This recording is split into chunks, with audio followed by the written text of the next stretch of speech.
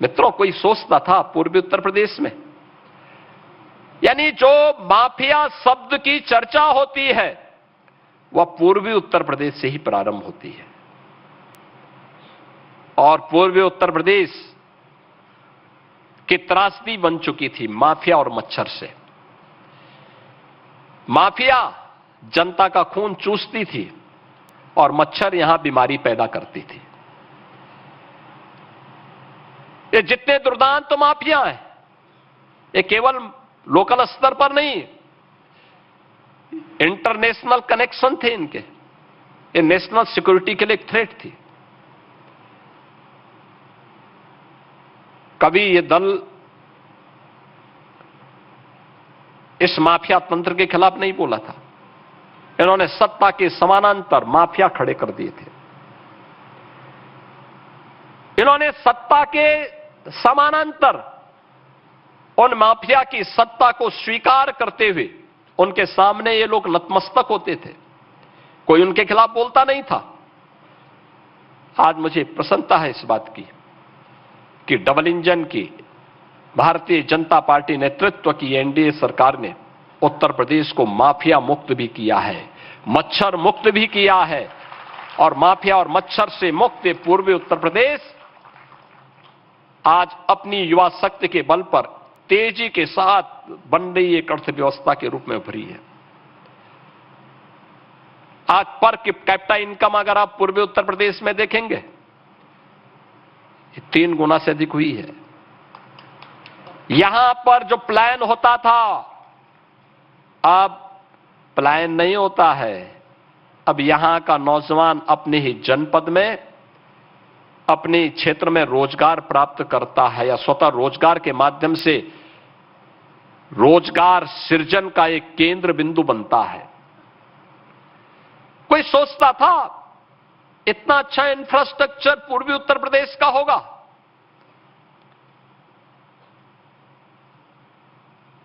Purvanchal expressway, Gorakhpur link expressway, highway, inter state connectivity कितनी बेहतरीन हुई है।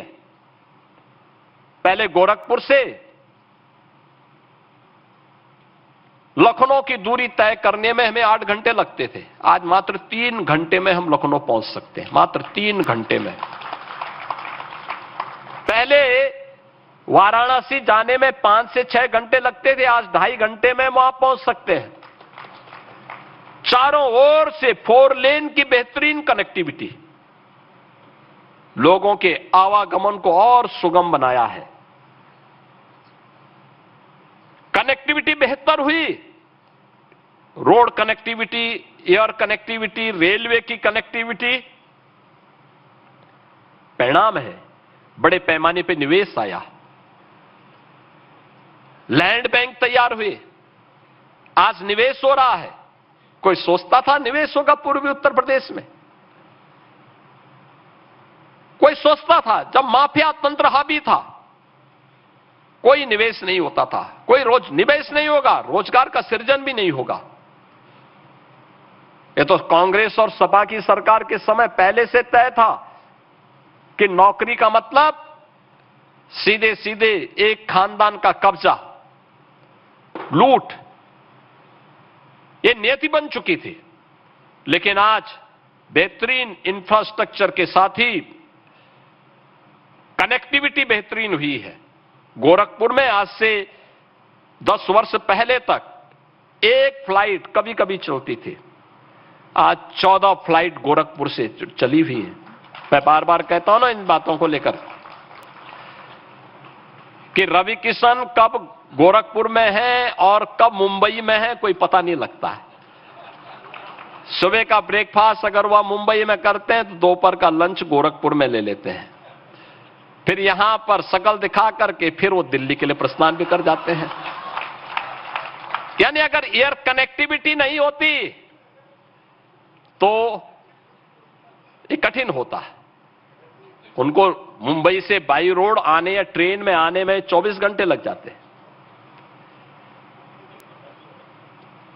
लेकिन आज आसान हुआ है, यहां अपना कार्य संपन्न किया, फिर दिल्ली चले गए, फिर दिल्ली का कार्य, दिल्ली में पार्लियामेंट सेशन के बाद फिर वापस गोरखपुर आना है तो गोरखपुर आ गए। एयर कनेक्टिविटी बेहतरीन हुई है और 14 की 14 फ्लाइट ऐसी कि अगर कोई चाहेगा कि मुझे तत्काल टिकट मिल जाए, नहीं मिलेगा, सभी फुल होकर के जाती हैं।